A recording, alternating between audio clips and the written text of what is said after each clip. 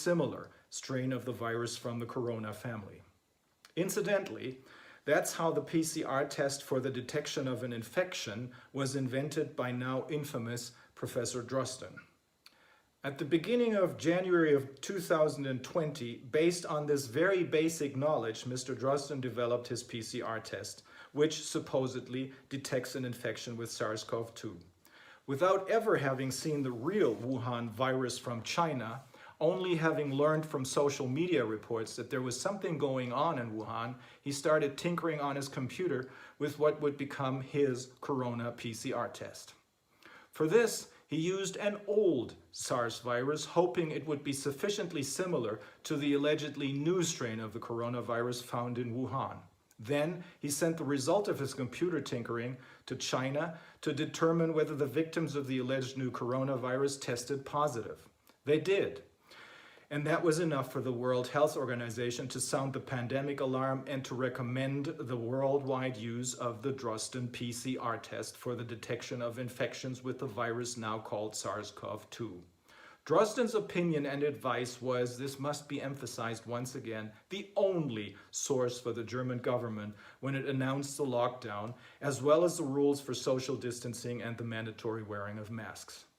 And this must also be emphasized once again, Germany apparently became the center of especially massive lobbying by the pharmaceutical and tech industry because the world, with reference to the allegedly disciplined Germans, should do as the Germans do in order to survive the pandemic. See, and this is the most important part of our fact-finding. The PCR test is being used on the basis of false statements, not based on scientific facts with respect to infections. In the meantime, we have learned that these PCR tests, contrary to the assertions of Messrs. Drosten, Wheeler, and the WHO, do not give any indication of an infection with any virus, let alone an infection with SARS-CoV-2. Not only are PCR tests expressly not approved for diagnostic purposes, as is correctly noted on leaflets coming with these tests, and as the inventor of the PCR test, Kary Mullis, has repeatedly emphasized. Instead, they're simply incapable of diagnosing any disease. That is, contrary to the assertions of Drosten, Wheeler, and the WHO, which they have been making since the proclamation of the pandemic, a positive PCR test result does not mean that an infection is present. If someone tests positive, it does not mean that they're infected with anything, let alone with the contagious SARS-CoV-2 virus. Even the United States CDC, even this institution agrees with this, and I quote directly from page 38 of one of its publications on the coronavirus and the PCR tests, dated July 13th, 2020. First bullet point says, detection of viral RNA may not indicate the presence of infectious virus or that 2019 nCoV is the causative agent for clinical symptoms. Second bullet point says, the performance of this test has not been established for monitoring treatment of 2019 nCoV infection. Third bullet point says, this test cannot rule out diseases caused by other bacterial or viral pathogens. It is still not clear whether there has ever been a scientifically correct isolation of the Wuhan virus, so that nobody knows exactly what we're looking for when we test, especially since this virus, just like the flu viruses, mutates quickly.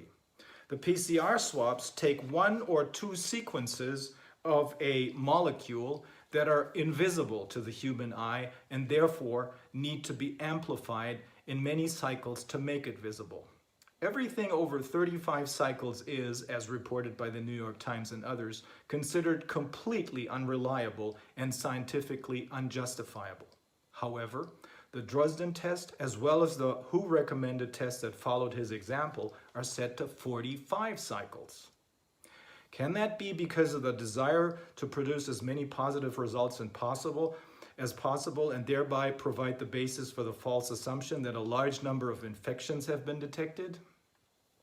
The test cannot distinguish inactive and reproductive matter.